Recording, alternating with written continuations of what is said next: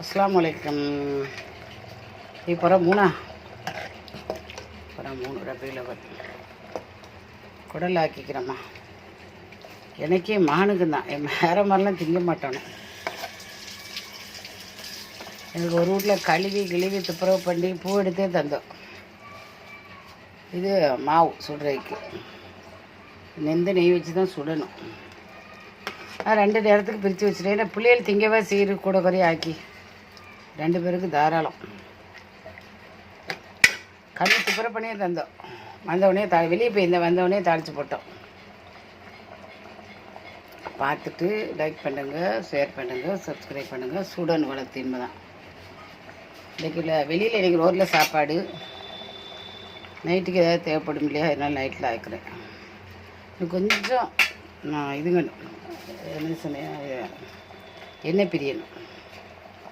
அஸ்ஸலாமு அலைக்கும் வரஹ்மத்துல்லாஹி வபரகாத்துஹு.